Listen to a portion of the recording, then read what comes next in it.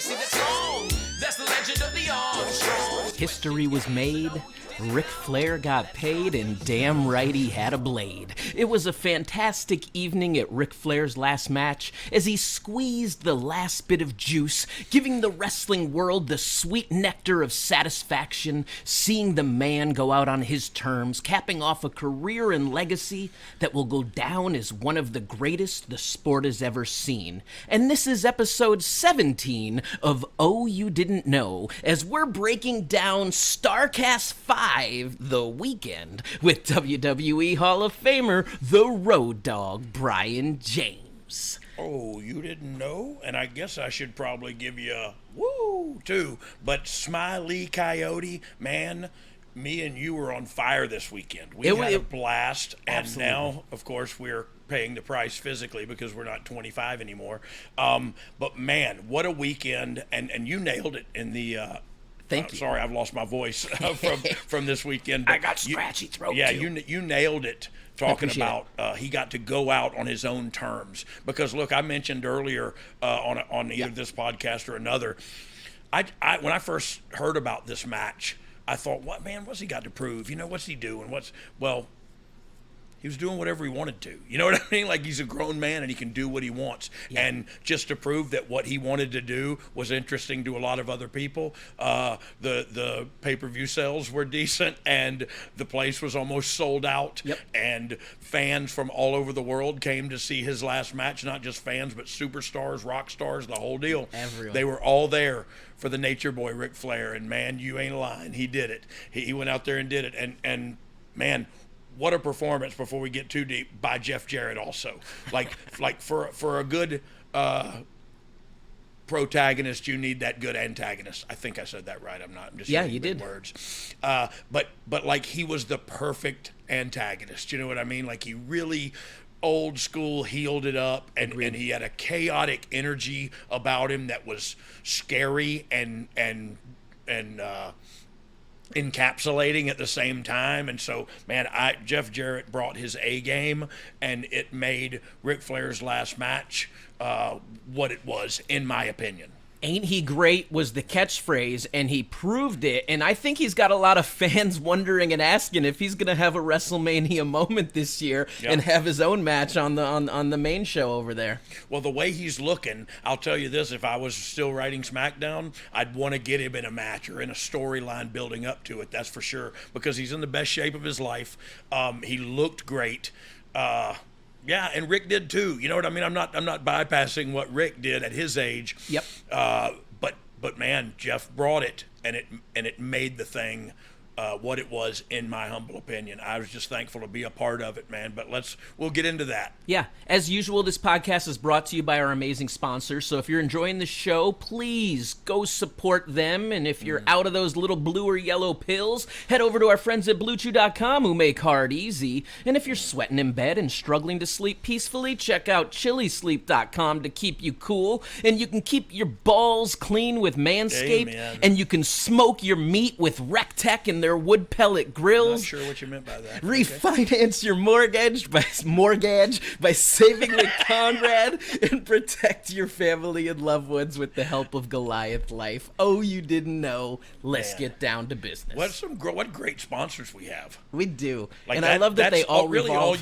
It's all you need, if you all think about revolve around meat in some sort of form. Yes. It's everything Uncle John needs. Starrcast weekend, Nashville, Tennessee. First off, how was it being back in Nashville for you? Well, look, I love Nashville. I met my wife in Memphis, but I was living in Nashville at the time. And so I've lived in Nashville at several different points in my life. Once when I was really young in high school or in elementary school, and then when I was first wrestling, as after I first quit the WWE, I lived there for about a year and a half. And then, of course, I've gone back there and wrestled a million times. And so, yeah, it was great to be back there. But also great to be around a lot of old friends that I haven't seen in a long time. And that's not, I wasn't so much talking about, and we will, but I'm not so much talking about the convention itself, the 2 days of autograph signing and memorabilia and stuff. I'm talking about the actual show itself. We got to work with a great crew. Yeah. From it was kind of a blended family, to say the least, a blended family. So some members of the Fight TV crew, Yep. yeah, members of the Impact crew, me and you, Catsy, and my brother Scott. So representatives from MLW, some reject representative there. But yeah, representatives from AAA, MLW, New Japan, GCW, New Japan. Like, holy mackerel, it's just incredible. He developed his own Wrestleverse, his wrestling multiverse, if you will. But he developed that, and man, how we got all of that stuff together, and then to work in cohesion, if that's even a word. If it's not, it should be. Cohesion. But to work together like a fine old machine, dude, and put that show together. And look, we had a couple of hiccups on the pre-show, but that was just us, ironing out our wrinkles as we'll break that down in a little bit. Yeah, as a family, a blended family. But man, by this time it was showtime, all wrinkles were out, and we were ready to rock and roll. I'm sorry about my voice, man. The Starrcast convention itself was busy and filled with fanatics showing love to the legends, and the list of legends was huge. When you showed up for your first signing, tell me about some of the names you ran into, saw, or interacted with.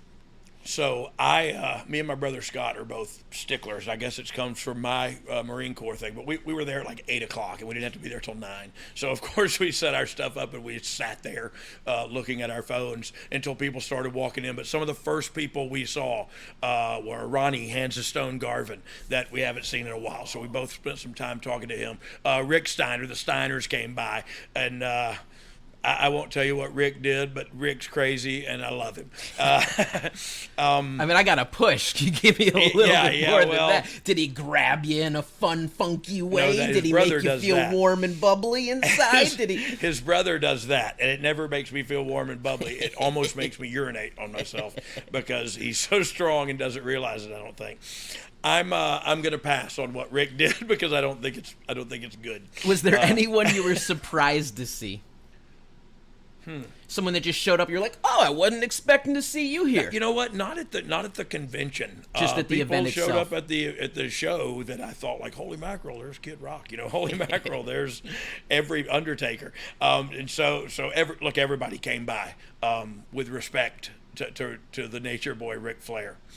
You do these signings regularly, and you always look like you're having a blast. What do you like most about the signings? Is it the interacting with the fans, telling stories, seeing old friends? What is it? Well, all of the above, but I'll say this. I love Billy Gunn. I think he likes me too. We have a good time when we're together.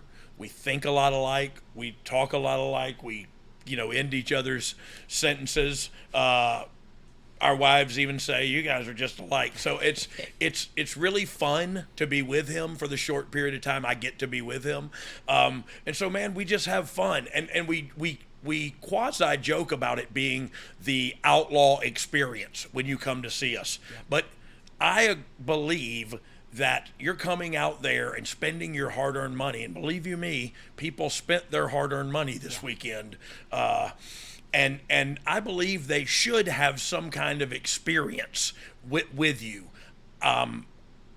I've always thought that way. There are some times in my past when I was drinking and drugging that I don't know if I was always kind and fun and professional, and that haunts me a little bit. I always want people to go, man, it was really cool meeting you and Billy. You know what I mean? I want them to walk away with that. And look, I joke around a lot. I have fun. I love it. I love interacting with them. But then, of course, you get to see old friends. You know what I mean? And like we talked about the Steiners and the Nasty Boys and just Jeff Jarrett. And, everybody was there. Tatanka, Chris Chavez. Like, everybody was there and signed. Look, saw Emma and Summer Rae. Yep. I don't think that's their real names. Tennille. And I actually don't know Summer's real name. But Tennille and Danielle is Summer's real name. Saw them. Saw Stephanie DeLander, a.k.a. Persia Parada. Yeah, I did as well. What a wonderful name. I sang that every time in NXT. Just seeing people that I have relationships with, Yeah. because that's what it's all about, right? Of course, I had a job to do too, but man, I believe you can have fun doing that as well. I was going to bring that up. So much going on all the weekend, and of course you have responsibilities and obligations, but did you get to check out any of the other events, panels, or shows? The Roast, GCW, New Japan, any of the podcast panels, or were you pretty busy just setting up for the show itself and doing the signings? I really wish I would have seen some of that stuff. From what I understand, the GCW show was raucous as usual, and I would have kind of liked to have seen that. Finished at like 2:30 a.m. yeah. I don't know if it was GCW or the Insane Clown Posse, but either way, they were working until friggin' 3 in the morning. What were we talking about? Yeah, I mean, there it goes. Yeah. It's been a while. Hit it, Jack. I'm cool with that. Scratchy throat. All right, we'll continue talking about the weekend, and we're going to do a deep dive into Ric Flair's last match, which of course saw the 73-year-old's blood flowing, albeit with a little less viscosity and volume. So if, like Ric Flair, you're having a little trouble with blood flow, not from gigging, but just from dealing with life and father time, head over to BlueChew.com, where we have the perfect solution to keep you working stiff well into your 70s. Guys, confidence can take you far in life, and it can also help in the bedroom, especially when it comes time to step up to the plate, and that's where BlueChew comes in. BlueChew's a unique online service that delivers the same active ingredients as Viagra and Cialis, but it's in a chewable tablet and at a fraction of the cost. You can take them anytime, day or night, so you can plan ahead or also be ready whenever an opportunity arises. That's right, spontaneity in the house. The process is simple. Sign up at BlueChew.com, consult with one of their licensed medical providers, and once you're approved, you'll receive your prescription within days. Here's the best part. It's all done online, so no visits to the doctor's office, no awkward conversations, and no waiting in line at the pharmacy. Dick, price check, dick, pills, price check. Blue Chew tablets are made in the USA and prepared and shipped direct to your door in a discreet package. They always say first impressions are important, but what about lasting impressions? It's time to get off the couch and back to work. If your tool needs an upgrade, head to BlueChew.com. And if you could benefit from extra confidence when it's time to perform, Blue Chew can help. And we've got a special deal for our listeners. Try Blue Chew free when you use our promo code DOG at checkout. Just pay $5 shipping. That's BlueChew.com, promo code DOG, to receive your first month free. Visit BlueChew.com for more details and important safety information. And we thank Blue Chew for sponsoring this podcast. I love you, Blue Chew. Strong like bull. Strong like bull. Lot of like hard work. Female field mouse. Oh, sorry. A lot of hard work went into pulling off the weekend, and a lot of that hard work was done by members of our show team, Steve Kaufmann and Dominic DeAngelo. Come on in and join us right here. Join us. You guys help us pull off this show each and every week, so let's give you guys some love. Wait, we got to get the lower thirds all. Okay, we're good. Thank you. There we go. I wasn't sure who I was for a second there. You guys were working hard all weekend. Every time I saw you, you were all running around and doing a lot of things. Talk to me about your weekend, guys. How was Starrcast? Steve, shoot it off. Starrcast was pretty incredible. Never been to Nashville, never been to the Nashville Fairgrounds. Didn't know what quite to expect from Starrcast. It was the second Starrcast I ever worked. I worked Starrcast 2 in Las Vegas as just production support, similar to what I did this weekend. And I think I would say somehow it wound up being like triple the size in spite of having like less stage shows. Because that Las Vegas show had like double the stage shows. Okay. Whereas this one just had more convention floor, more stuff to do, wrestling shows. And it all fell on like 6 people with bubble gum and like bubble gum and duct tape. Yes, amen. I definitely want to shout out to Maureen Tracy and Dave Silva. And you guys probably know some more names, but man, those are unsung heroes. Silva's a workhorse, man. He was going too. And Maureen was moving 90 miles an hour, and I bet you she's glad that this weekend is over. But I am too. So yeah. Did you Dom? You go ahead and tell us about your experience. I'm sorry I cut you off. No, I thought Starrcast. I've been to every one so far, and seeing how it's evolved and changed in a lot of ways. Like, I think something that's most fascinating about it is Conrad's able to keep things fresh for a lot of whether it's the panels or the certain guests that come in.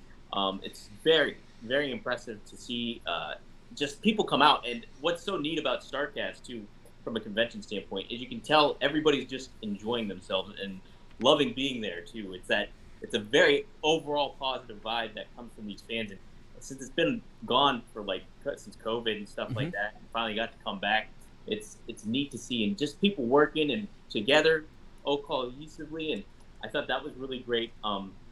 From the Ric Flair last match stuff, Dog, I'm not putting you over here, but I was super impressed with the production meeting, and you being able to convey a message and be on top of things. Like, your whole attitude completely changed, and you had everything laid out. I get so frustrated when people on Twitter give you a hard time about anything like that, and seeing you just be able to convey that message to people and delegate across the board with all these cross promotions, I thought was really fantastic.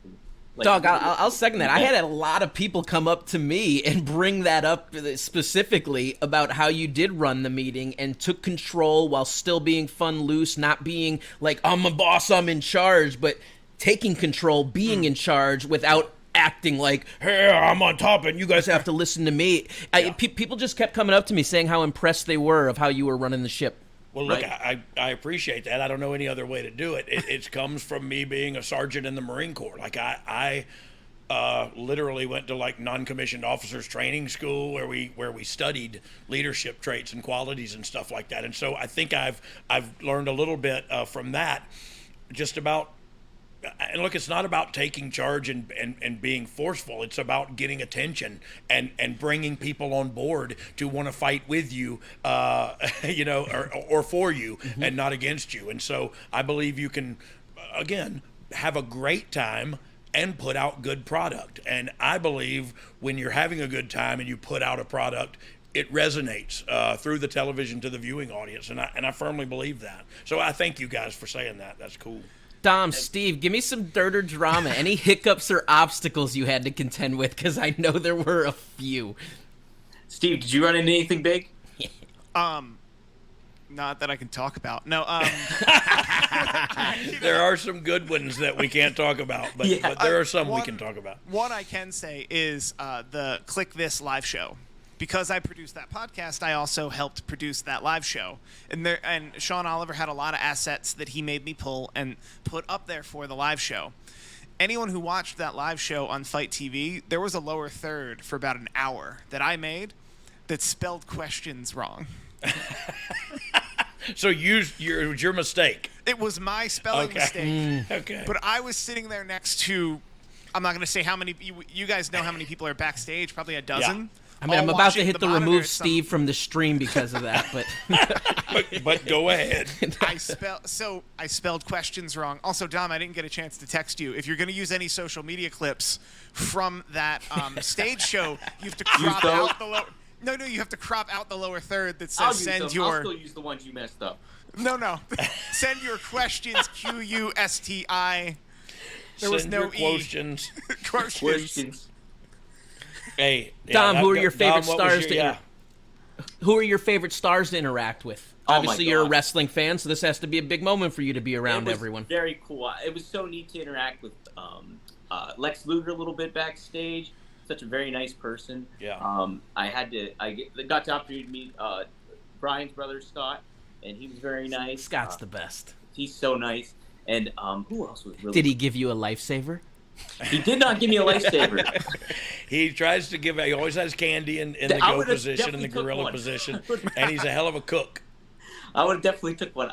As far as other people go, I got to meet Arn Anderson. I got to meet Bischoff again. The thing is everybody that's there, they're happy to be there and to get to interact with them. And even if they're doing business and working and stuff like that, anybody that I really interacted with was very positive. So Magnum TA was another great one. Oh my God! I actually didn't see Magnum. That would have been awesome. Yeah, Oh, wow. He was great.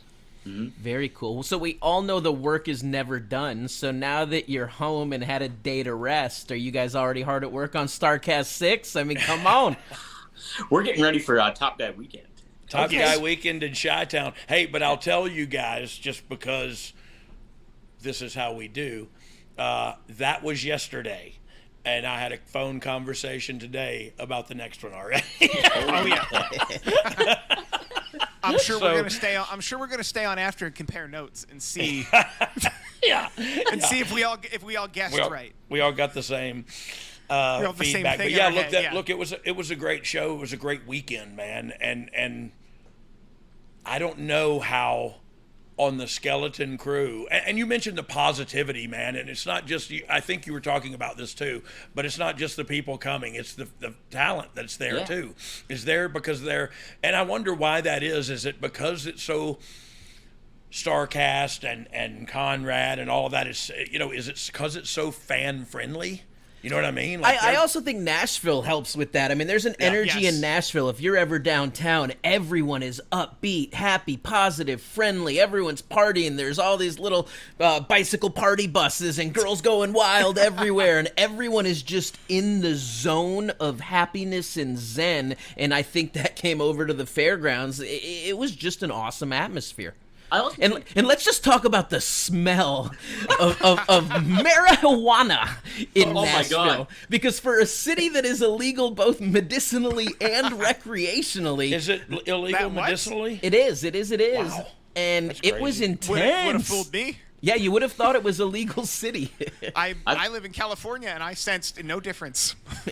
But I was like, that makes me wonder. That's not a big deal to me. Yeah, I didn't go out. I didn't smell the pot or see the girls gone wild, but they were just 12 years too late for me. Had I last time I was in Nashville with Jeff, we walked out and got really high and got in a hot tub. But this time we didn't. We didn't leave together, and that answers one of the fan questions for later.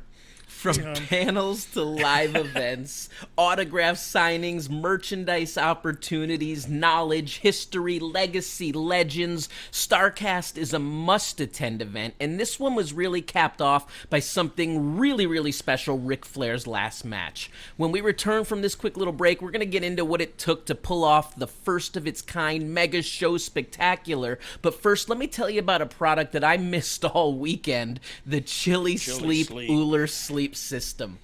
Science tells us that the best way to achieve and maintain consistent deep sleep is by lowering core body temperature. Temperature-controlled sleep repairs muscle after a hard day's work and improves cognitive brain function so you could always start your day feeling sharp and alert.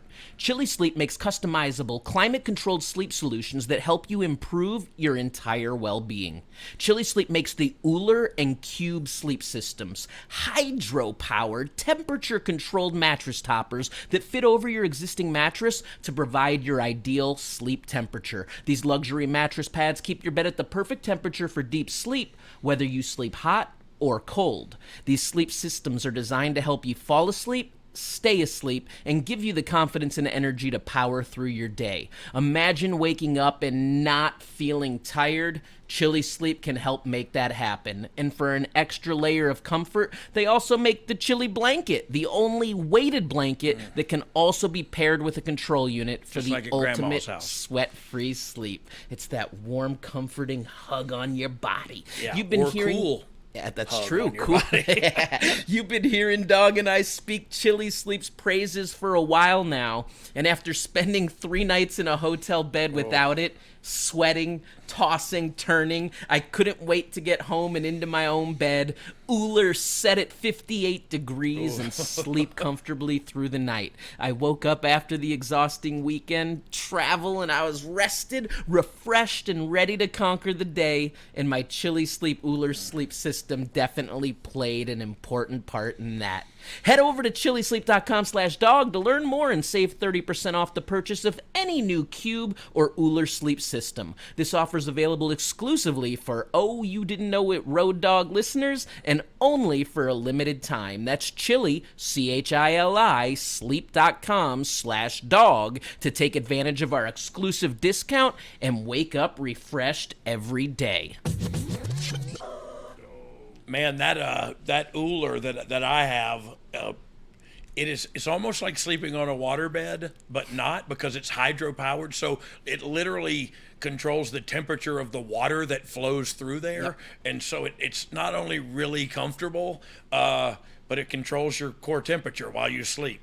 Not even going to get into the science. How my phone controls the temperature when I want to wake up. It's so cool. You got to try it for yourself, man. ChiliSleep. It wasn't chilly in Nashville. It was hot, but not just in temperature and atmosphere and energy, buzz and excitement, not to mention anticipation for Ric Flair's last match. Dogg, you were the executive producer of the show, so let's get into pulling it off and talk about how it all came together. Get me started. What does Conrad say to you to get you involved, and what was your first response? Well, Jeff Jarrett actually reached out to me first, and I hope they don't mind me saying that. But look, Jeff was involved in all of this, from getting the venue to the mayor making it Ric Flair Day and all. Jeff's tight in Nashville, and so a lot of things he helped out in a lot of ways. And if I'm not mistaken, when this all came together, he actually didn't have the job back at WWE, no, did he? He did not work at WWE at the time, but he had made this deal. Yep. And so WWE always lets people finish out what they've promised, and that's a positive thing that they do with people coming in from other companies or the independent circuit. But yeah, so Jeff has reached out to me because we are that way, and we reach out to one another. And I call him Jeff, and he calls me, I'm not sure what he calls me. Brian, I think. Yeah, maybe Brian. But he said, "Hey, will you come and run the show?" And I said, "Well, heck yeah, I will." And this is when it was had just gotten moved from the fairgrounds to the Municipal Auditorium in Nashville, because the fairgrounds wasn't going to be big enough to hold it. So it was a big task. It was a big undertaking. But look, it's what I've been doing for the past decade of my life, and so I dang sure wasn't going to turn him down because he's my friend anyway. Then Conrad and I's relationship has been growing since I've been doing this podcast, and as yours has with him as well, Ryan. But so it was almost like, hey, let's get together and do this thing. It's almost like an old cookout with a bunch of old friends. It's just, you got to do some work while you're at it. You know what I mean? So, like I said, it's what I've been doing. I took him up on the offer, and I'm so happy I did. So happy I was a part of that historic night. And look, I'm hoping I'll be a part of historic nights to come. This is your show, so obviously the audience cares about your personal opinion. So when you first heard about the match, what went through your head? I know you brought it up a little bit, but there was the, should he be doing this, right? 100%. Like, it was literally the first. And look, I watched my father wrestle at 80 years old. Wow. He had a match. He had a couple of matches at 80. Wow. So I've seen men work past their prime and still get a reaction. And I watched Ric Flair do that the other night. Now, look, at first I did go, wow, what has he got to prove? To me, nothing. To the fans, nothing. But he had something to prove to himself, and or something he wanted to do. Maybe a bucket list item. I want to go out on my own terms, and so that's what we did. We let one of the most decorated and most commonly known professional wrestlers in the world live out his not his final dream. I don't mean it like that, but his dream. He wanted to do this, and so we let him, and we produced the show around. You know what I mean? It was all about him, and he shined like new money. And if you have something negative to say about that, I think it's just selfish, really. You don't have to watch it if you don't want to. But if you're a wrestling fan and you like Ric Flair, wouldn't you like to make Ric Flair happy. You know what I mean? Like, And it was something I was explaining to my wife. My wife, had concerns, and knowing when I was involved with it too, of, oh my gosh, you could be a part of a show that someone died. You don't want to be attached to that. And I was, it's not going to happen. He wasn't being exploited by someone that didn't know him. This was his family putting on the show, and obviously had his best interest in mind. And when you saw what the process was, and when you realized that this was about giving him something psychologically, emotionally, something feel good that he could end the legacy of a legendary career with, there is no reason that we should be against it. Yeah. And we got to see something amazing. Yeah, and not just that match was amazing. You know what I mean? There were several. Well, the whole show was good, but there were several matches that were incredible. So let's talk about those matches. Did you have anything to do with the actual lineup of the show, or was or were the matches just given and then it was create a moment? So the matches were given when. Well, you know, when you I do, but I still gotta ask because the people want to know. When you and I signed on to do that, the matches were formed. Now, of course, you and I went back and forth with Conrad on how we're going to execute. You know what I mean? And that's where I feel like you and I really helped a lot.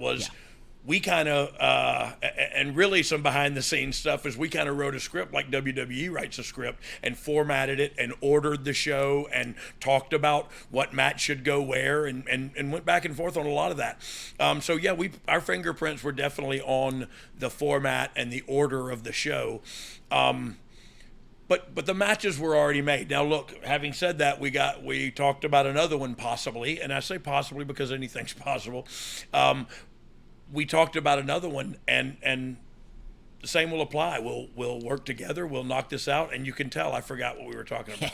In this past year or two, so much talk of forbidden doors, cross-promotional matchups, and this show really took that to the next level, both in terms of matches, but also the show production. Have you ever seen or been involved with the show that had so many different companies coming together for a common cause? No, never. And I don't think anybody else has either. I mean, and look, we were in contact with all these companies and talking about finishes and we literally went through the show piece by piece, and all of these companies worked together, and they worked together really well. And so it was almost like it was fate, and it was meant to be, because like I said earlier, on the pre-show, look, we had two matches go very short under the time they were allotted. And so we are literally jumping through hoops on the pre-show to get to that 7:00 hour Central. And Josh Matthews, Dave Zahadi, team, awesome. All of them worked, and we jumped through hoops and got there. Then when the actual show started, it was seamless, man. And it was seamless, and it was people who don't normally work together, working together and producing that show.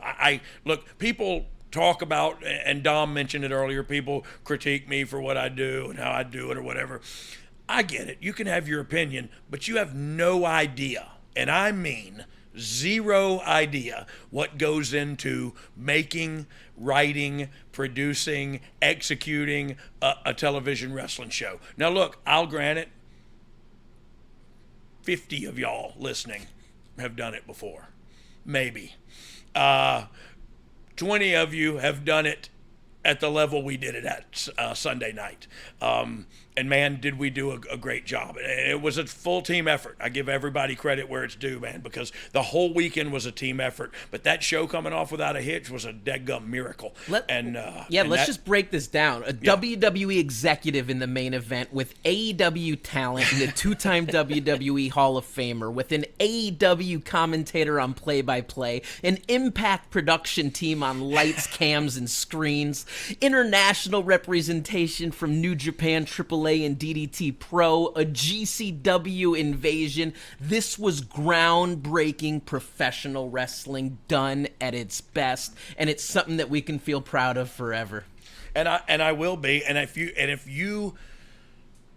I honestly believe this. If you have a problem with that show, it's because you have a problem.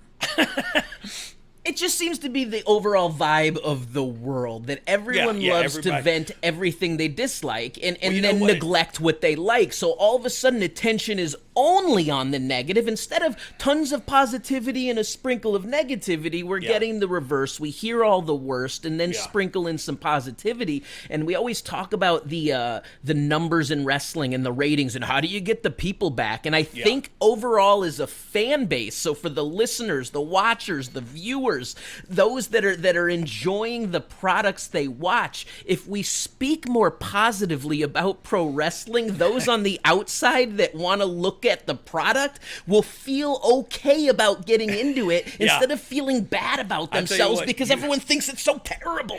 You get into a Twitter thread on a wrestling show night and you will not like wrestling ever again.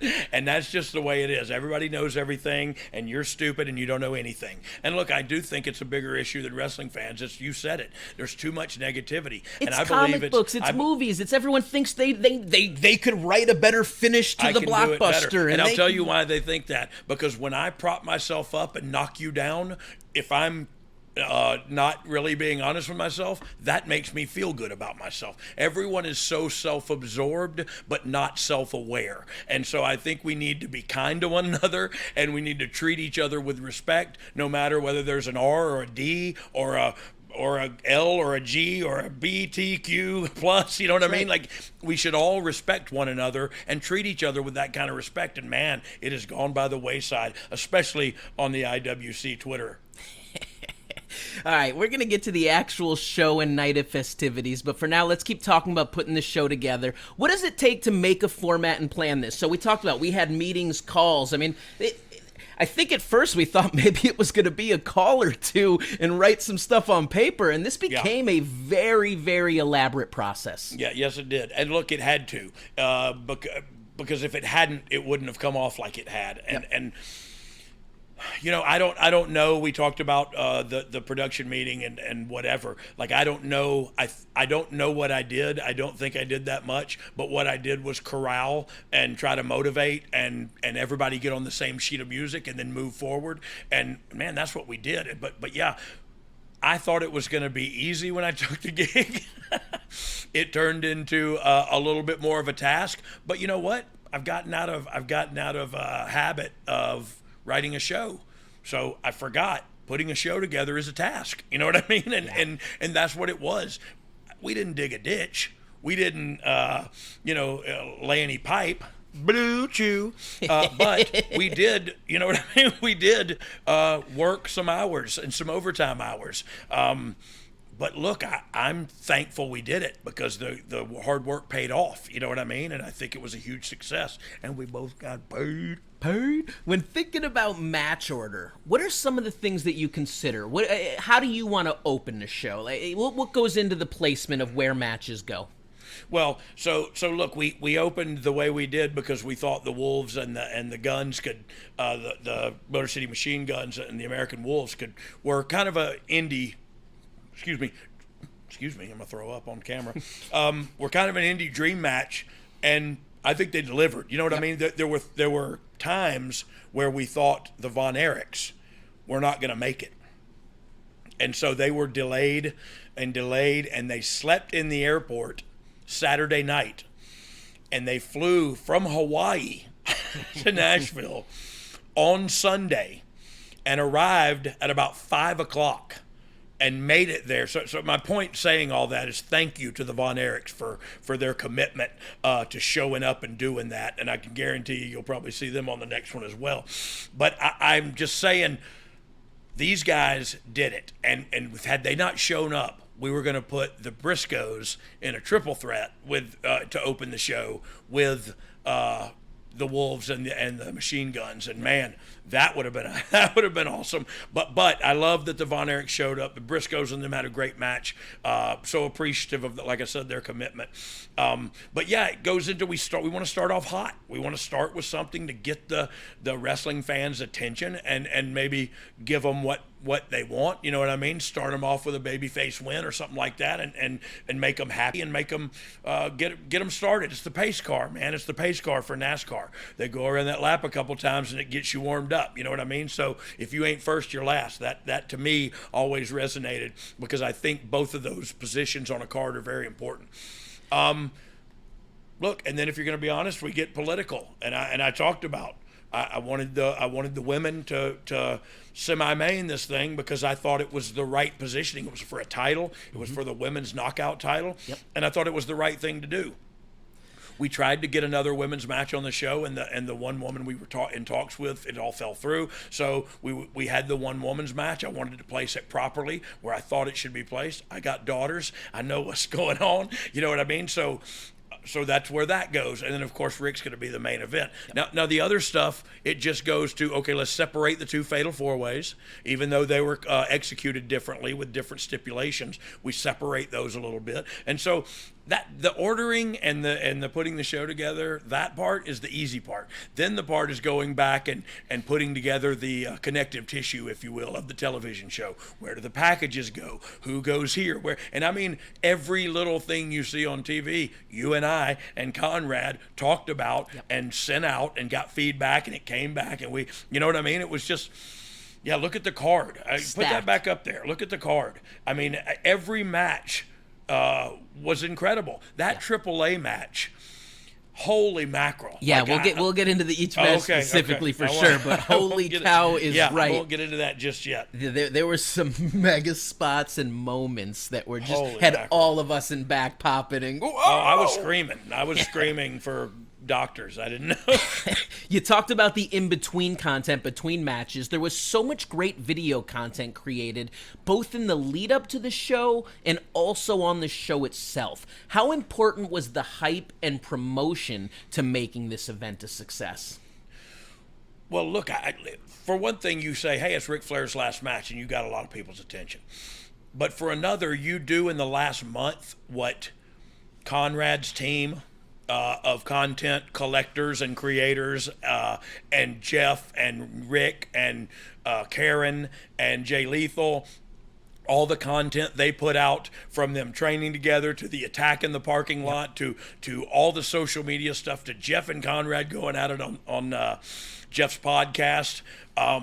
Like what a real emotional toll this kind of took. You know what I mean? Like Jeff went into another place for this, and he had to, and I don't know how he knew he had to. That's what gets me about Jeff Jarrett, is I might have gone there too, but I don't know why. And I'd love to know how Jeff knew this is what I got to bring. This chaotic, frenetic energy that is scary, yet enticing, and I have to watch and see if he's going to kill this dude, you know? And, of course, the dirtiest player in the game hit him with the nizucks. Let's put over some talented people that don't always get recognition for their work, but their work is actually cinema and art, so I want to give them some praise. Guys like Giancarlo Dittamo and Sean Ryan, who tell stories like no other through their lens and their editing, and then Chris McDonald, who killed it producing the packages. The production team was A-list, to say the least. I mean, these were cinematic experiences that built anticipation, built drama and energy and excitement, and did everything that was needed to be able to tell the story of Ric Flair's last match. Yeah, that's when you know the team comes together. You know what I mean? And those people that you don't see on the field, man, they're doing all the heavy lifting.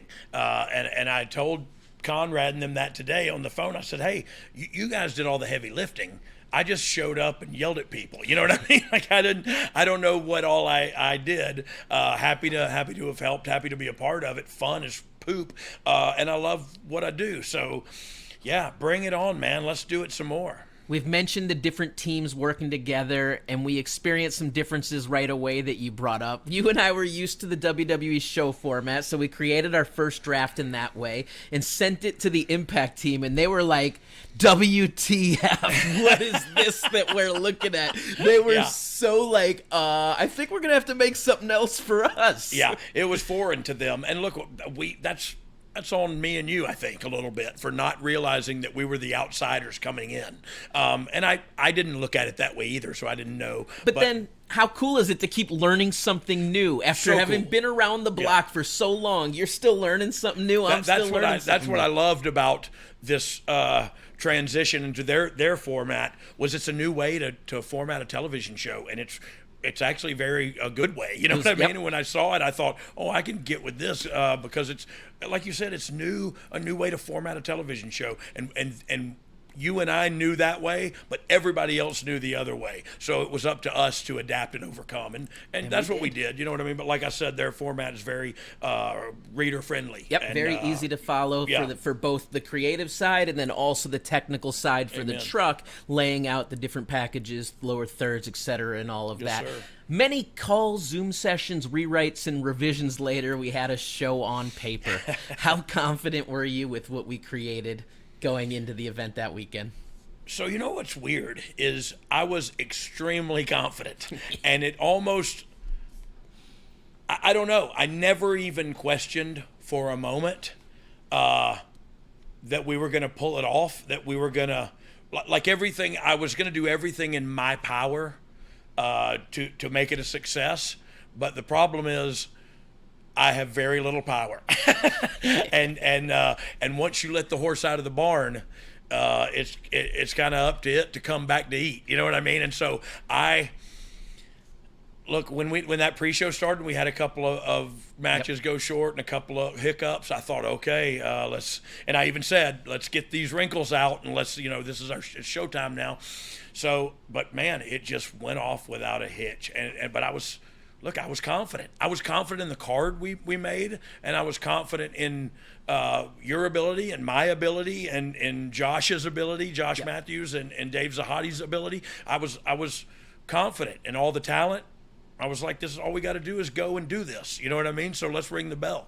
Through the confidence, there had to be some concerns. What worried you? Was it about timing and making sure everyone hit their times, or was there anything else that you were potentially worried about making sure it would run smoothly?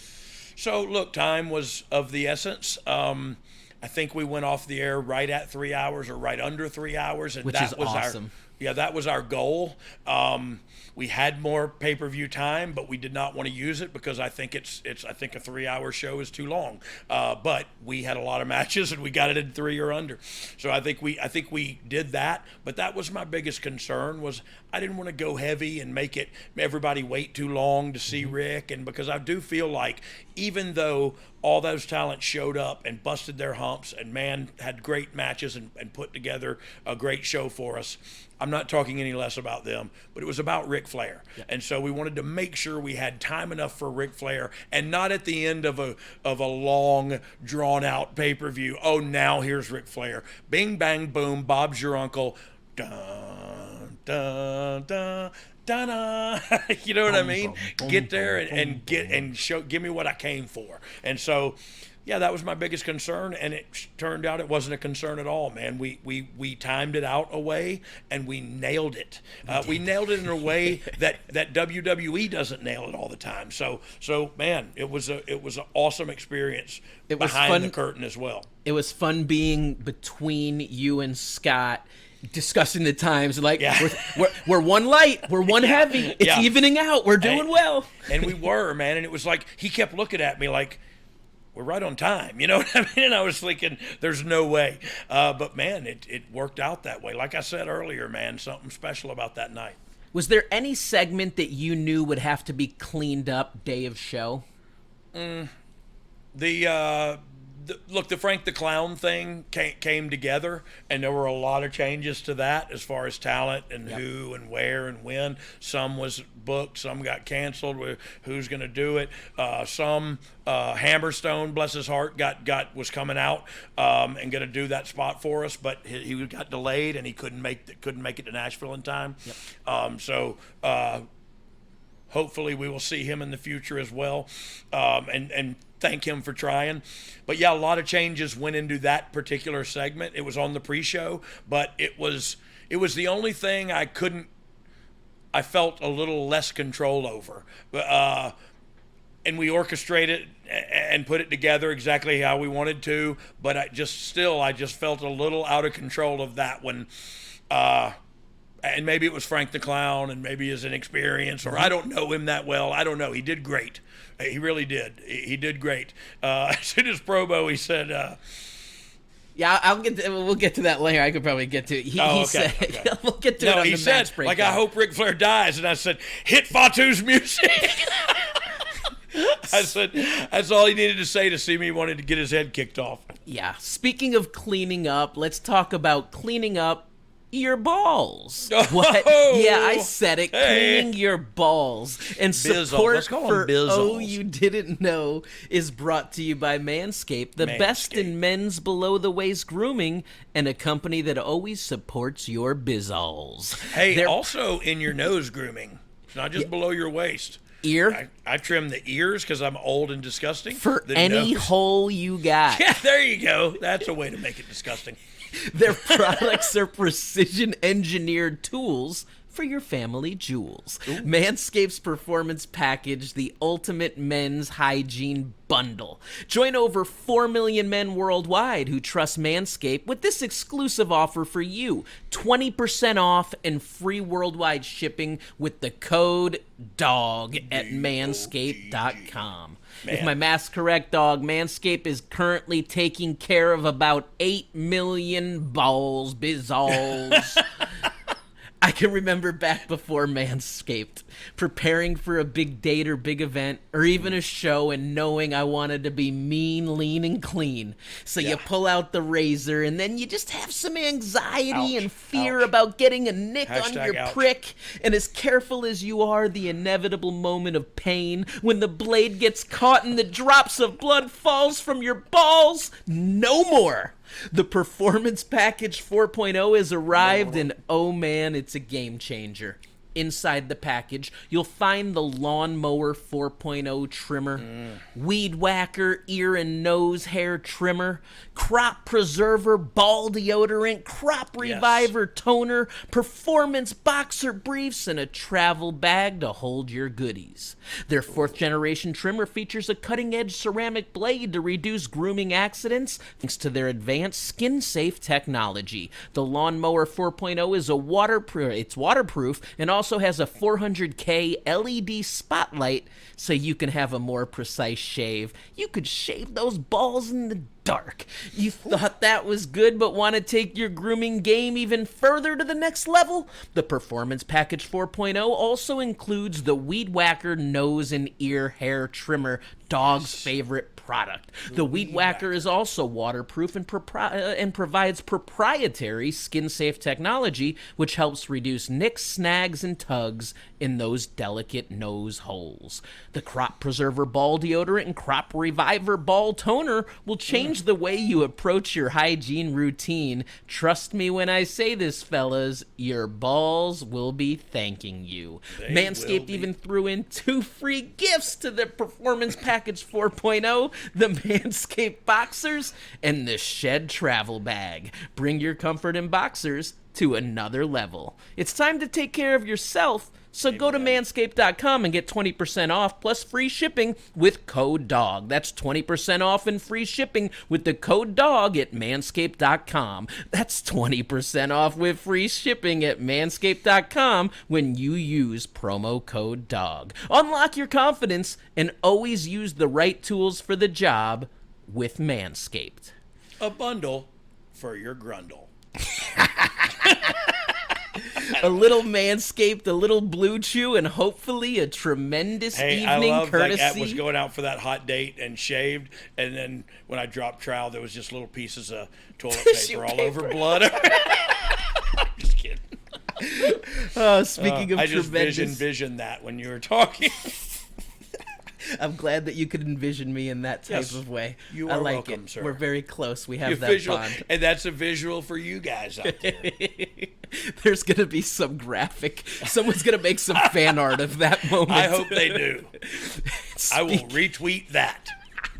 Speaking of tremendous evenings, we're talking about Ric Flair's last match, the culmination of a stellar Starrcast 5 weekend. Let's jump to Saturday night when we all headed over to the arena for the production meeting walkthrough. You got to see old friends and associates while meeting a whole heck of a lot of new people too. Just talk about the experience of the unknown. I mean, we brought it up a little bit already of what went through that, but like, there was an unknown factor of how are these teams going to come together, right? Yeah, for sure, because look, while it all looked good on paper, it had yet to be executed, and that's the difficult part. To me, it is anyway. Yes, writing it and doing that is a task, and it's difficult, but then you got to execute it according to your creative vision, and that's where you got to kind of get everybody on board with that, or else they don't know your creative vision and they can't carry it out. But yeah, over there that night, I found out Donnie Harris of Ron and Don Harris of Paruzzo Brothers, of DOA, and what were they? They were called the Harris Twins. Harris Twins. They were called a bunch of things. They had that Donnie H-bomb Harris finisher that was brutal coming from the height that they had. Yeah, they killed people.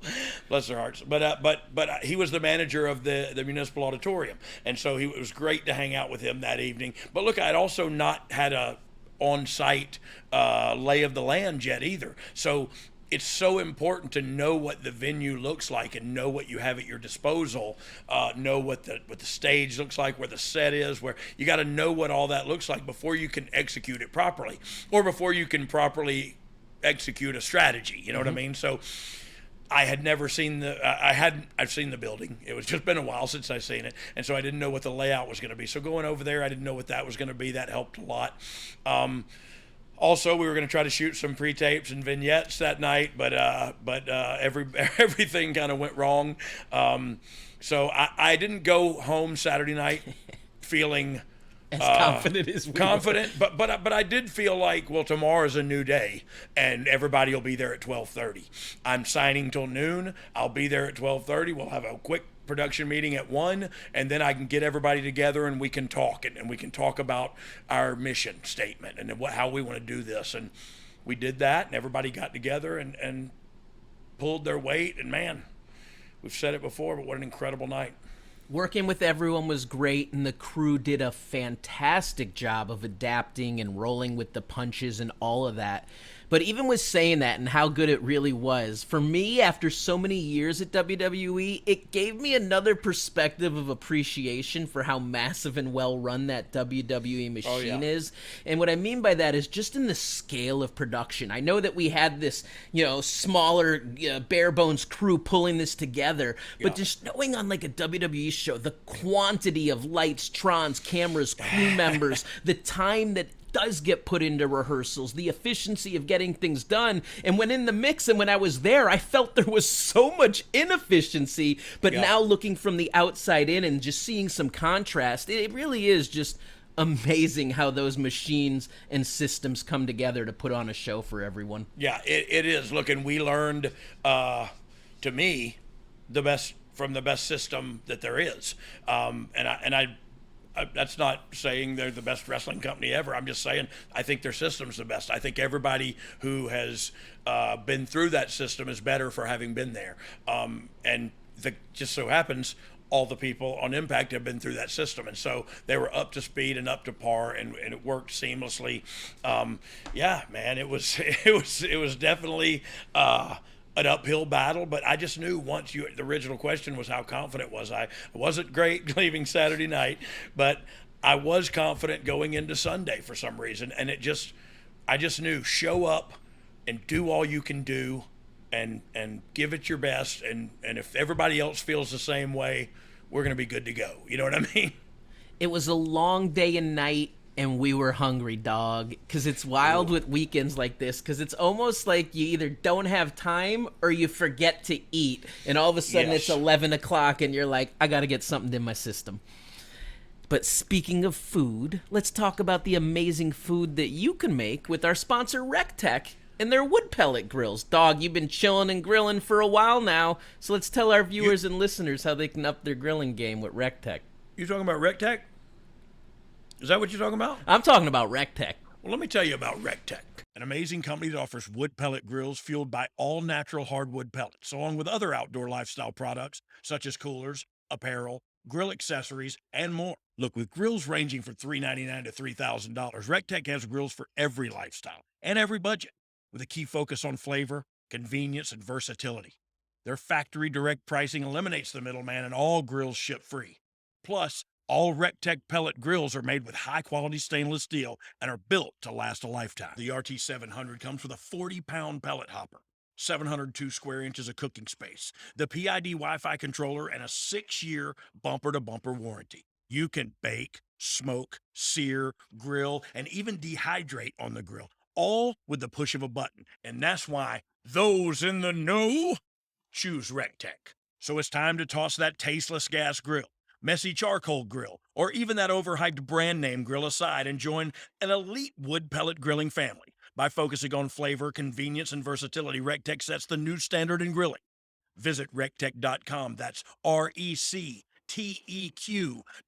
Use the code BJames to get 5% off site-wide. That's 5% off their top-notch wood pellet grills, one-of-a-kind RecTeq icer coolers, chef-tested rubs and sauces, accessories, merchandise, everything at 5% off. That's RecTeq.com and use the code BJames. Dave's show is here, and the atmosphere behind the scenes is hectic, as there's a lot to get done, a lot of variables, and not a lot of time. On a WWE pay-per-view, the crew usually has about 6 to 8 hours from call time to show time to make everything happen creatively.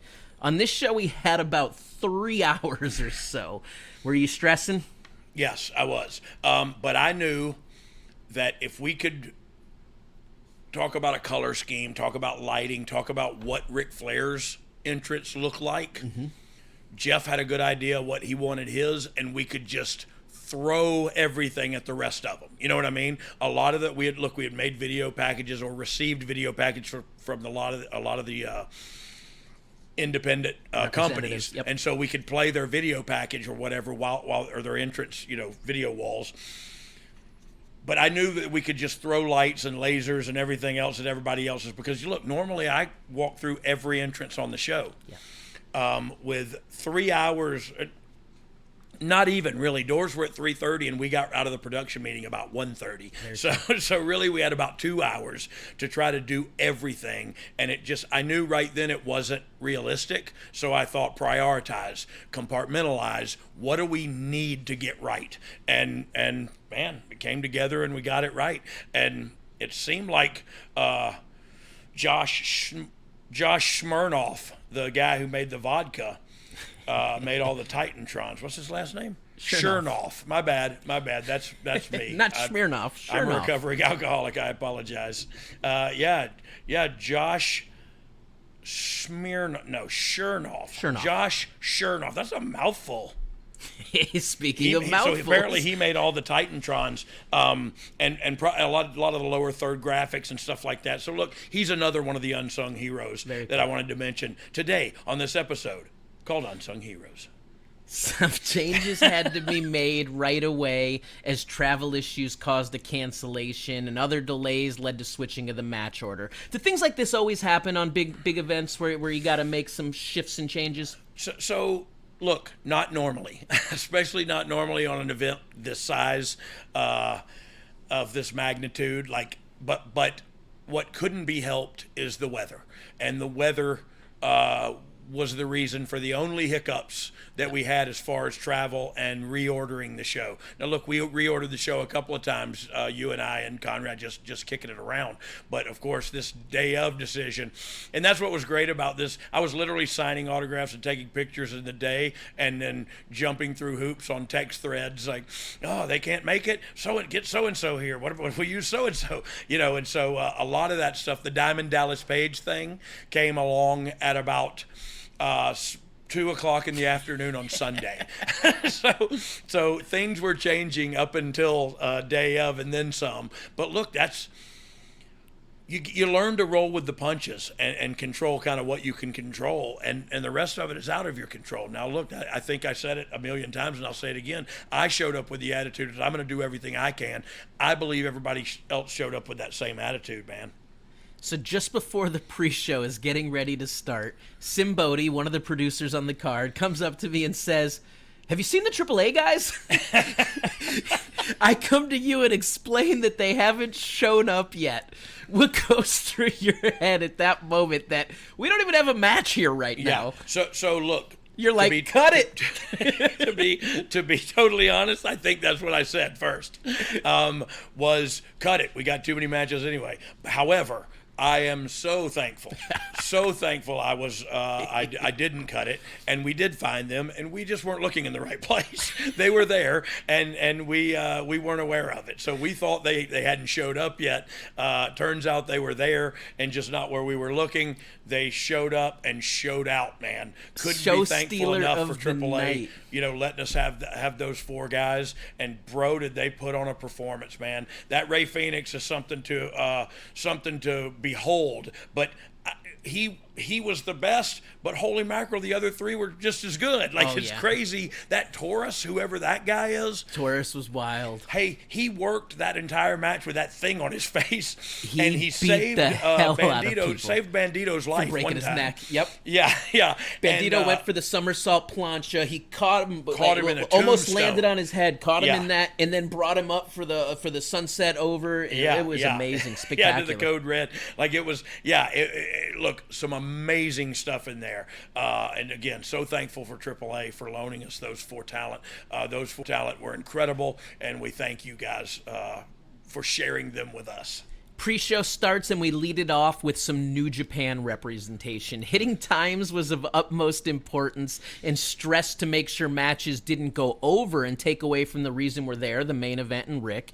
So the pressure must have been on the talent to be clean, as right from the get-go, matches just started going home early. And in fact, I remember hearing Dr. Tom make the call on the headsets of 5 minutes to go, 5 minutes to go. And right as he says ding, ding. they hit the finish for the 3. And we're all like, oh, okay. 5 minutes early. Good.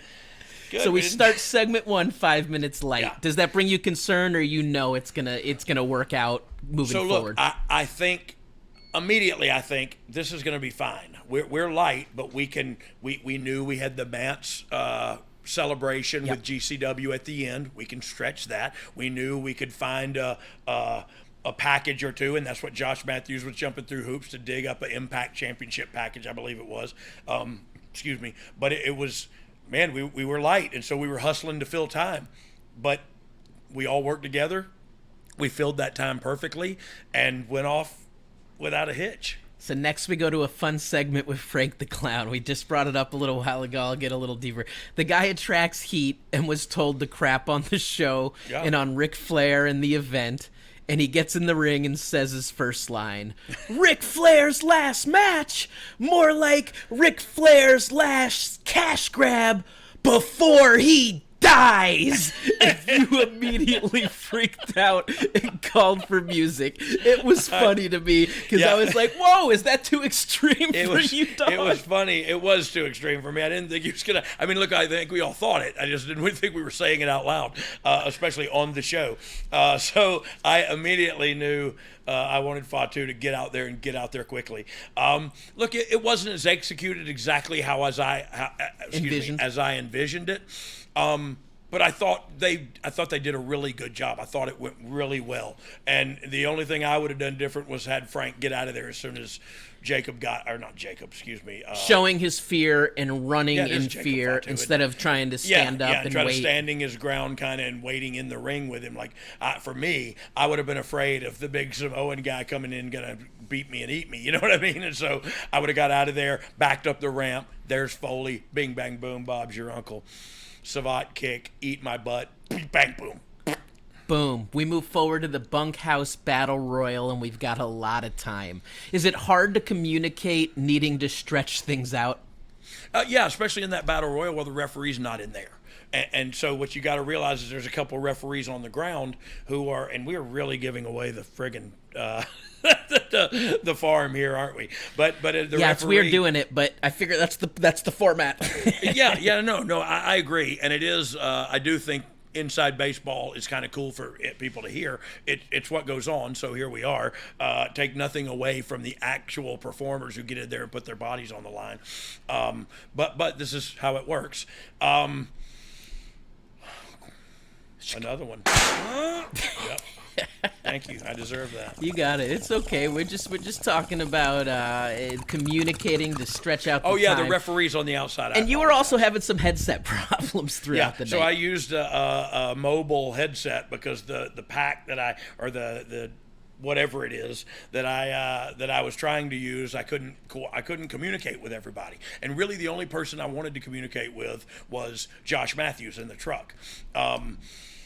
The part of TV I feel like I'm good at is finding the shot I need to tell the best story and calling that shot. Now, that is not my job, however, so they probably got frustrated with me. But that's what I was doing. And so I did it again. Ryan.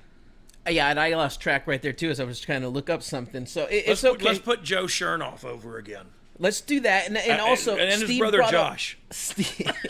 Steve brought up the screen grab of that Bunkhouse Battle Royal. Let's talk about a moment that I thought was spectacular. I think it was Commander running from turnbuckle all the way across on the tightrope walk. And then doing a gainer. Yeah, leaps over.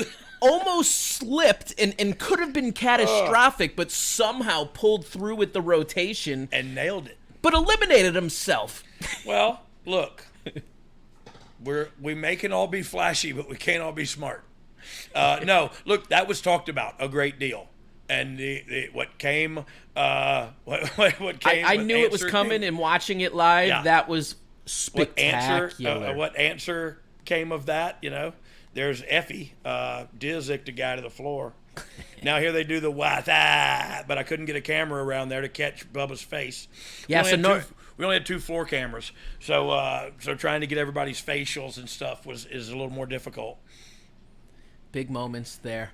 We're about to break down the pay-per-view itself, but before we do, let's take another quick minute to hear from the man that made the weekend possible, the podfather himself, Conrad Thompson, as he tells you how you could save money with a new mortgage or refinance through Save with Conrad, and how to protect and cover your family and loved ones with Goliath Life. If you could change one thing about your home, what would it be? A new kitchen, a new master bath, maybe put in a pool? What if you could do it with no money out of pocket and cheaper monthly payments?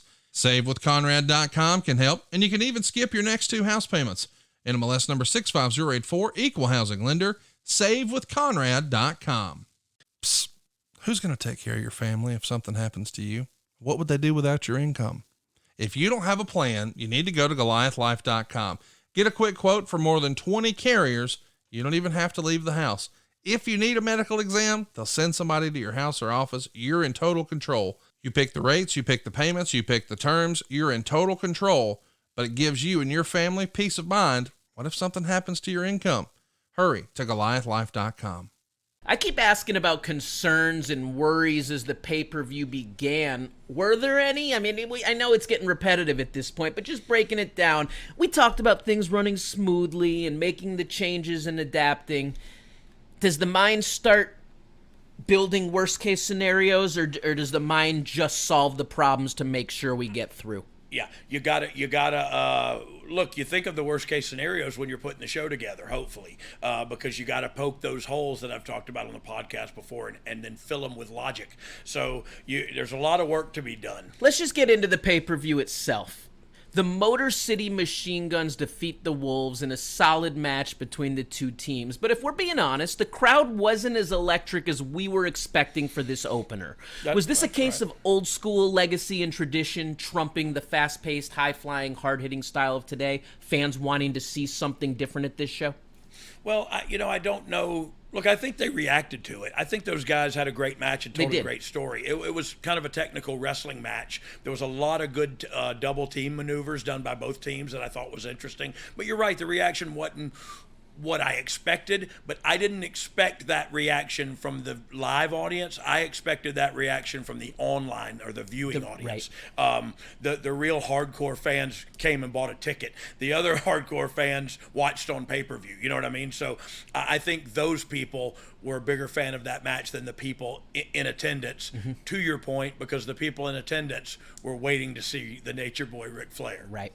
After a few matches, Jeff Jarrett came to our table to do some recognizance work and find out what the audience was into. How important is this as a performer to understanding your crowd? I feel like so many wrestlers just do what they had planned, but for me, seeing Jeff do this was really cool, and it shows you why he's as good as he is and why he has the longevity to keep going by working smart. Yeah, look, he put on a master class, and you should, Dom, listen to me now because I want this piece to go out on social.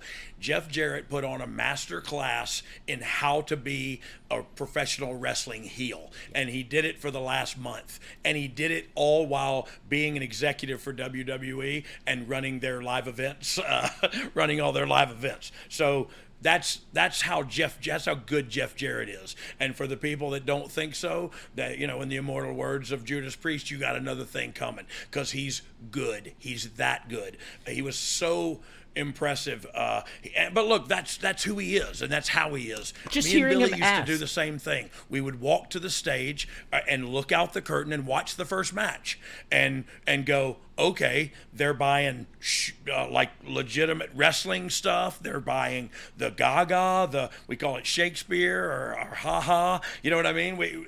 And so Jeff came and sat down and he said, "What are they buying?" And I told him, the Gaga, man. They're getting all the wrestling, but they're buying all the Gaga. So give them the Gaga in your match. Jay and Andrade will give them some wrestling. We'll do some. We'll throw some nuts and bolts in there. Throw the kitchen sink at the finish. And man, it all worked, and it felt so inside that building. You could say what you want to see, but inside that building, nobody was on their seat. And everybody was popping. When he hit with those brass knucks, dude, you knew it was come on, Irene. Look at there. Bloody Ric Flair knocking Double Jeff J looks Jeff great. Jarrett out on his feet. Yep. And then he put him in the figure 4, and it was good night, Irene. Jeff, what a great job. But Ric Flair beat you. Second match, we transitioned into the big hosses on the card. Oh, Killer yeah. Kross taking on Davey Boy Smith Jr., Harry Smith right there, in an MLW rematch. This one was strong as well. I agree, man. Look, this one was much different than I expected. I expected these two guys to hammer each other, and what they did was like a big man wrestling clinic. I really enjoyed it. I really did. I didn't know... Well, I knew the finish, but I didn't know what the actual finish was. So I didn't realize it was his forearm from behind, so it caught me off guard, as it might have some people, because it wasn't a traditional heat, babyface shine, blah, blah, blah, because it was two big guys that I like both of them in different ways. And they put on a wrestling clinic, man, and I thought it was awesome. Moving on, we went to our first fatal four-way of the evening. Jonathan Gresham taking on Alan Angels, Takeshita, and Nick Wayne. This one was pretty good. Holy mackerel. Yeah, man. I mean, the talent came to work and show out and show off, and they did that. Look at John Gresham came to show that he's one of the best technical wrestlers in the world, and he proved that.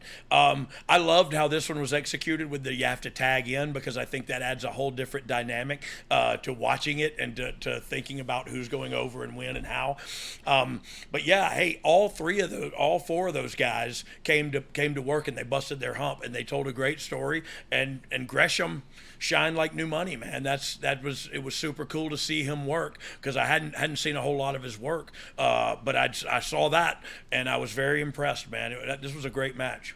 So here comes a moment that really actually electrified the crowd and really brought the Nashville people's energy levels up. And that was the legacy match. So we're going old school, and we brought out representation of the Four Horsemen with Brian Pillman Jr. and Brock Anderson and Arn, as they took on the Rock and Roll Express. That's Kerry Morton, Ricky Morton, with Robert Gibson on the side. Thoughts about this one? What do you think?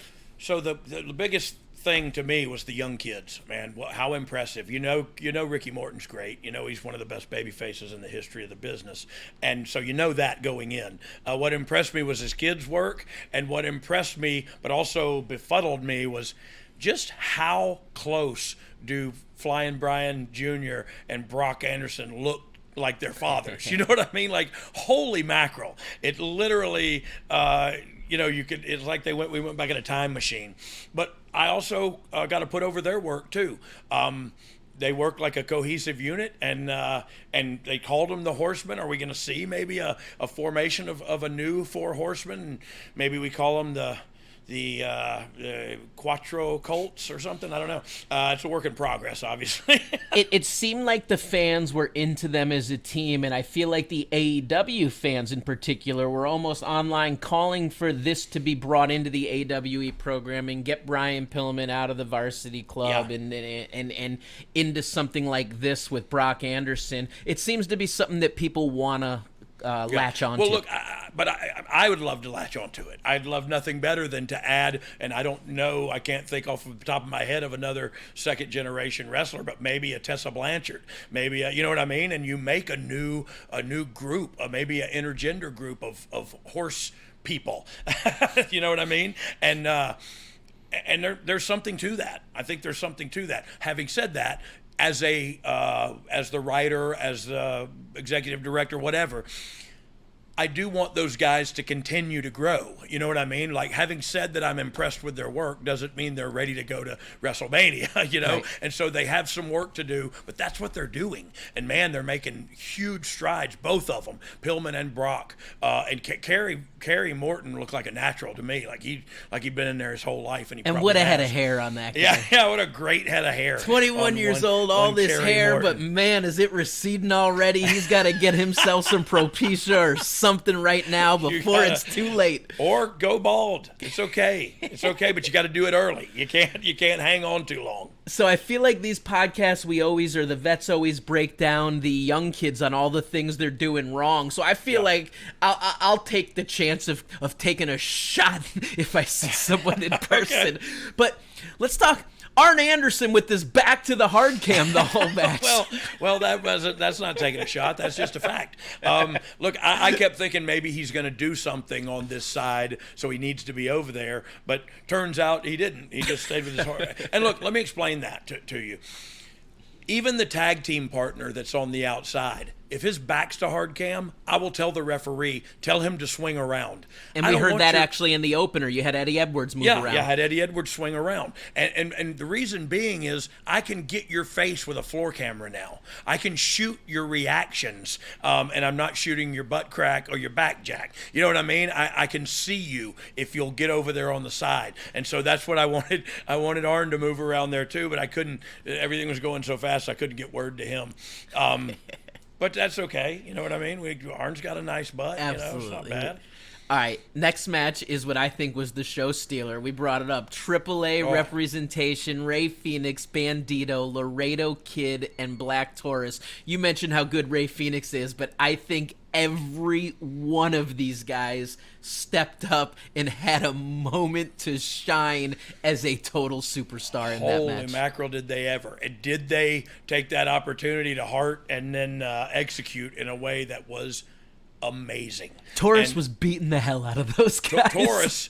Look, I'm a Taurus, and so just seeing Taurus, like I even loved Mantar, seeing Taurus, holy crap, what an awesome like movie quality horror mask that is, you know. And he worked in that thing, and he's big as a house too. And man, what a great base and what a great heel for AAA. He caught my eye, but everybody else in that match did too, because it was so much incredible stuff going on. Maybe he wasn't doing 30 flips, so that's why he stood out to me. But man, those 30 flips were incredible to watch. Yeah, I don't remember if it was Rey Fenix and Laredo or Bandido, but there was a moment where they did like the 4 rotation on the go around for the DDT, then into the helicopter head and it scissor. Just took forever. Hello. Like, that's so cool to watch, man. Yeah, I'll be honest, I don't actually watch too much lucha independently. Obviously see lucha representation on shows, but to watch this match, it gave me new appreciation 100%. For those 4. It literally made me say, hey, where can I watch AAA? You know what I mean? And hopefully I'll be doing Conan and Conan's podcast soon, and I'll find out more, and maybe you and I can go to El Mexico. Oh, that could be a nice one. Yeah. We can go check out some. Yeah, never. Okay. Josh Alexander defeats Jacob Fatu by disqualification. This one is interesting because this is a cross-promotional title match. Does having something like this become more difficult politically, or do you think both teams were on the same page to just work it out as smoothly as possible? Look, they were all eager to work it out as smoothly as possible, but it's still a political landmine. You know what I mean? So we needed a shady finish at that point. Yeah. I think. Look, that's the reason we came up with that, and I think it worked out well. I'll let you go into the mechanics of. Yeah, I mean, exactly how it went down. We had the run-in by the Major Brothers who took out both Alexander and Fatu, getting the crowd into a raucous fury. And then the camera sees Diamond Dallas Page move up a row in his seat and finally jump the rail. That's one thing I wish we hadn't seen. So I wish we hadn't seen him step up that way. I wish he would have just slid into frame. Like, as we say in the biz, you know what I mean? Like, he would have, our frame, we're watching, and then all of a sudden you see Diamond Dallas Page stand up. And it's like, oh, bang. Has his moment, hits the bang, has the celebration. And this was, once again, those moments where it was like, oh the crowd's ready. The crowd's feeling it. Like I said, that was a last-minute call, man. What a great call, and what a huge pop Dallas got. That felt good, man. It was one of those that were like, okay, they're here. You know what I mean? We're here. It felt really good when he hit that diamond cutter on Cardona.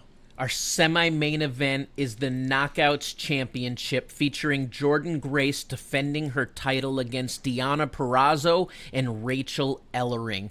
Rachel gets hurt right away in this match when she gets caught under Jordan's body. Her leg gets caught through a roll-up. I mean, we heard the grunt and groan. We saw what looked like a snapping leg at that point. We knew things were not good.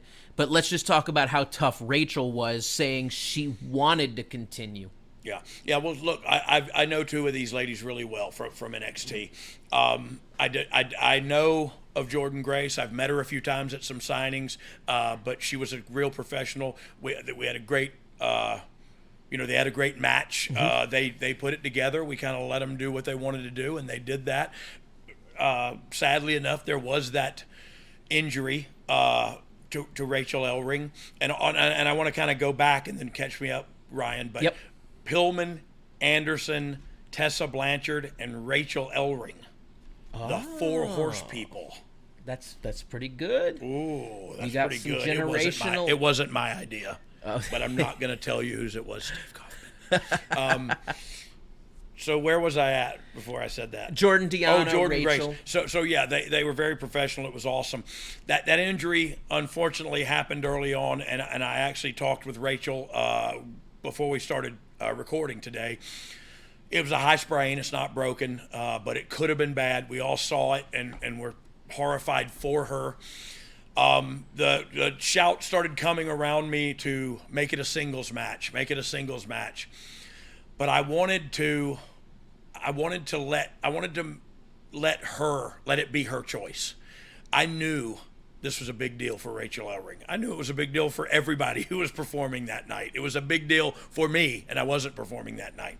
But I knew how important it was to Rachel, so I asked the doc and the referee, ask her, can she continue? I'm not going to change nothing until she tells me I can't continue. Look, I've been there. I've been on that side. I've been wanting to finish this match, and doctors said no. I've told doctors no and finished matches. So I know that this decision was totally hers. And with adrenaline and endorphins and all of the above and emotions, she pushed through it. And she pushed through a high ankle sprain that looked like it could have been a compound fracture, a Joe Theismann situation, whatever that basketball player is that did the same thing. I can't think of his name. But it could have been really bad. She fought her way through it and finished the match, and we talked about that today, what a warrior she was, and she was so glad. She told me that's the biggest crowd I've ever worked in front of. It was one of the biggest moments of my career. I'm so glad you let me continue. And look, I didn't want to let her continue, but I didn't want to stop her from continuing. And I knew she knows her best. She knows how she's feeling right now. I just spit all over the camera for some reason. But she knows how she's feeling. Let's ask her and let her decide. And man, she came back in, started hobbling a little bit. And I thought, oh no, is this a bad idea? Man, that stuff kicked in. Adrenaline kicked in. Yep. Emotions kicked in. And she killed it, man. She was there for every spot with a high sprained ankle. And that's a warrior. That's a warrior. Yeah, she came to the ring for her entrance wearing a jacket that said "Women in Sports," putting over the proud fact of being women in sports. Yeah. And let me just say, what a representation she is for women in sports through her toughness, guts, courage. She put on a performance, and she should be proud about finishing that match. Amen, man. Hey, talk about fight like a girl. They have that campaign, fight like a girl, man. Fight like a girl, think like a girl, be strong like a girl. Think about support women's sports, man. Yep. And that's what they went out there and did. They went out there and not only in support of women's sports, but showed you what women can do. And they were rightfully right there in the semi-main position. In my opinion. You brought up the Fight Like a Girl campaign, and it brings me to a fight. Like I won't go into the whole story, but Super Bowl, I think it was 2015 or so, is when that campaign came out, and it was a Friday night before the Super Bowl. Hunter calls me on the phone. He's like, Katz, I really want to do something with this Always Like a Girl campaign. Can you pull off making a commercial and have it ready for the Super Bowl, which was 48 hours later? And now to make this even harder, as I get this call Friday night, the girls who were going to be involved with this were actually already at a live event, Coconut Show in Daytona. Yeah. And to top that off, Charlotte and Sasha were both flying out for their first main roster loop early that morning. So we somehow pulled this off and were able to launch a commercial. That's what you do, right? You're given a task and you go, got it, I'm on it, and you do it and you carry that out. Let's get to the main event. Ric Flair and Andrade versus Jay Lethal and Jeff Jarrett with Karen in their corner. Man, we saw the celebs and superstars in the crowd, and also in the back, it was just packed with the who's who. How cool was it for you to see everyone come out and honor the man? Well, I mean, look, you can only hope that when you're doing your last of whatever it is you do, that kind of crowd turns out for you. Like it was a who's who of professional wrestling, and right, wrong, or indifferent, half of WWE was there, and man, they were there to support Ric Flair, and why not? And so I saw something online that Shawn Michaels was in the crowd, but I don't think I ever saw Shawn there. I didn't see Shawn. There was something that I was reading today that came up. He was in the list of the names with Undertaker and Foley and Page, and I was like, I'm not doubting Shawn was there because he's the kind of guy that would show up for that. But kayfabe somehow, you know what I mean? Like a box or up top or so, you know what I mean? Like not sit around anybody. So the match itself, it's interesting when you read the fans' perspectives right now, because there is a huge percentage of people I've read comments from that I feel like they were expecting one of Ric's greatest matches he's ever had in terms of match quality. Mm-hmm. And I just sit when I read some of the criticism and critique and really think, how is that what you were expecting? Because for me, it wasn't watching and getting into the event for the actual match. It was the spectacle. It was the attraction. It was the honor and homage and all of that, and had nothing to do with him putting on a 5-star match. Yeah, like, I mean, if that's what you're... I don't know what to say to that person. You know what I mean? That thinks that. Look, I was interested to see how they put the match together, and I knew the finish, but I didn't know the beginning or the middle or the end. It was exactly how I would have constructed it, and exactly the way it should have gone. Like, you're not gonna, run a bunch of spots. You're not gonna. Guy's 73 years old, and if you expected that, then please send me your address so I can come to your house and slap you in the ear. Are we allowed to threaten violence on this show? I mean. I won't. It's a fantasy violence. Guys, it's a work. It's fake. Yeah, like David Schultz fake. All right, man. We get the finish, we get the celebration, we get the interview, we get the confetti. This was just feel good, and that feel good feeling lasted for probably an hour and a half after the show, until the security of the building was pushing everyone out so they can clean up. Let me tell you what I did.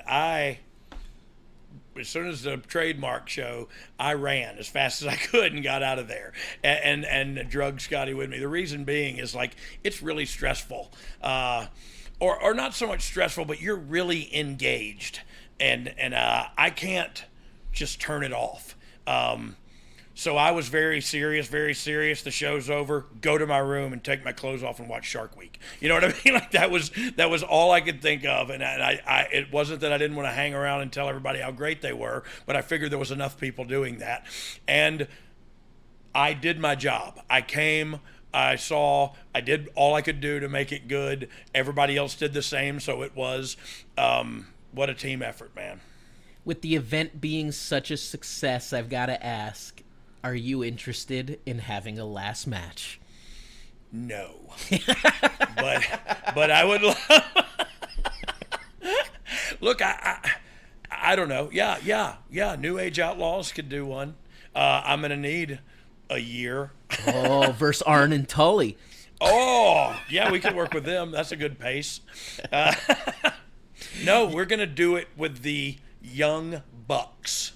Oh, the Young Not Bucks FDR, because last they would match. make us look crappy. I think the Young Bucks will work with us and be fake wrestling like we need to be. I like it. FDR just beat us up. You were back in Gorilla and on the headset. How did it feel to be back on the saddle again?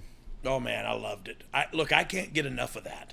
I can't. I could do 10 hours of content a day calling it like that. I just love it, man. I love finding the shot you need to tell the story and getting that shot on television to the viewer. That's so cool. And when you're in as close as you and I were, Ryan, you know the feeling and the vibe that you want cast out from each segment. And so that's, if you're that close, you can control some of that. But we also constructed the matches to do that with us. So I thought it banged on all cylinders, man. I would loved being sitting in that seat. I got some future events I'm looking forward to. Gonna fly to Chicago in a couple of weeks and just sit with the Impact crew as they do their pay-per-view and their television taping. And then the next week, I think in Chicago, or it might not be Chicago. Yeah, it is Chicago. The Top Guy weekend for ads free. So looking forward to some upcoming events and excited about doing it, man. Excited about hopefully getting back in the saddle. Seeing your name listed as executive producer, do you think it'll help with your begging to Tony Khan for a job? You know what? I'm going to change my tactic. Watch this. I don't want a job, Tony. Wow. Yeah. Statement made. I'm good, thank you. It was funny reading that quote last week. Yeah. Well, and look, truth be told, I'd love to work there because I do think I could make his television show better for the viewer. Having said that, I'm having a really good time right now doing the podcast, doing other people's podcasts, doing stuff like this, doing the conventions and the signings and stuff. Man, it's so much fun, and I get to spend time with my family. Like, I'm in a really good place. If I can pay the light bill, I'll be happy just sitting right here. What a weekend. What an event. Let's take a few fan questions to close it off. I have no idea what this one means, but Scott at Senior Highlight said, did he get the key to the pool gate back? Do you know what that means, Dog? Oh, yes, I actually do. Lindsay Snow is a wrestler, and maybe by Thursday you can have a picture of her up here and her Twitter handle or something. Give her a little love. She comes to my house. She's friends with my wife. She does tattoos for us. She's also a wrestler, great tattoo artist. But she came to the house and ended up leaving with the key that we had given her to the front gate, not the pool gate, the actual front gate. And so I ended up getting it back from this gentleman like 2 weeks later at a different convention that she wasn't even there. And he walked up to me out of nowhere and goes, "Here's the key to your front gate." And I was like, wait. wait, what? And turns out there's an interesting, backstory behind it all. The But Alex that's the story. The Alex Wrestling Podcast Network at WWE Master 2018 asked Jiminy Dogg Christmas, that's a mouthful. thoughts on this SummerSlam main event moment by Brock Lesnar and Roman Reigns. Let's talk about it. Did you get to see the forklift moment? So that's the only part I got to see, but I loved it. Look, you can call me biased, you can call me whatever you want to, but since Hunter took over, Raw, the Go Home Raw, and Saturday night were a huge success in my eyes. You thought you were going to get a rematch like you'd seen before, and here came Brock Lesnar on a stinking tractor with a forklift on it. You know what I mean? Like what in the world? And so, look, I think they moved forward in a huge way, and I think they made the fans happy. I didn't hear one thing say anything negative about the show. Yep. Shout out to Matt Hoover, who was curious about the process leading up to the last match, and I hope we answered Good Lord, what you Matt, were wondering. If we didn't answer your question now, we went inside baseball and inside locker rooms, and we talked about our shaving our scrotums. Like, I don't know what else you can find out from us. Hey, yo, it's G-Man, asked Dogg. You got to meet Danhausen over the weekend. Can you explain how you feel your life is already in a much better place after meeting him? Yes, I can. I actually met Danhausen months ago at another convention, but I did see him this weekend, and my life is better. And look, I don't know if that's because of Danhausen. I don't know if that's because of my faith. I don't know if it's because I'm trying to live right. But if it was Danhausen, thank you, Danhausen. Thank you, sir. That's very nice. Thank you. Cousin Seth wants to know, great getting to meet Road Dogg this past weekend, but his question is, did he and Jeff leave Municipal Auditorium together Sunday night? And if so, was the after party at Kid Rock's or Jerry Jarrett's? So I have done some after partying with Kid Rock. I will give you that much information. And Jeff was involved. Having said that, we're both stone cold sober now, and we did not leave together. I left quickly. Jeff probably had to stay around for every reason in the world.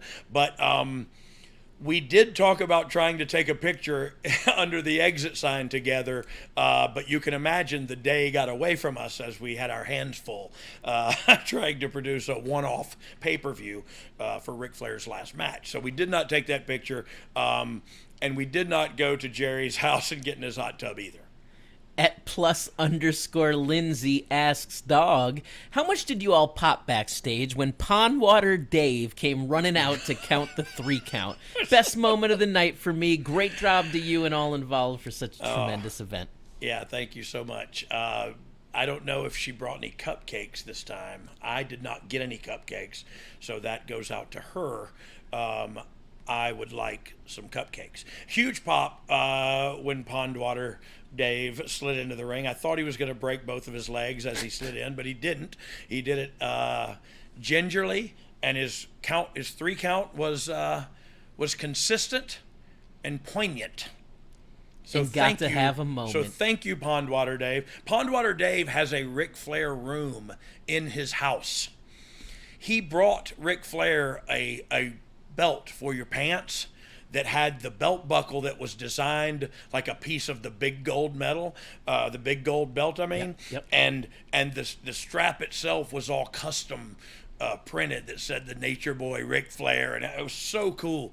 So it was, look, I knew what it meant for him to slide in there and count to 3. That's why it was so cool for me. That's awesome. Next week on Oh You Didn't Know, we're going to be talking Smoky Mountain Wrestling. Miz.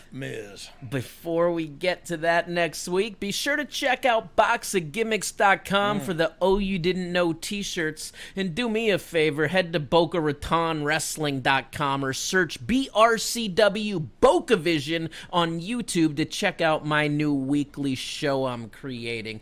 This was a hell of a weekend. This was a hell of a podcast.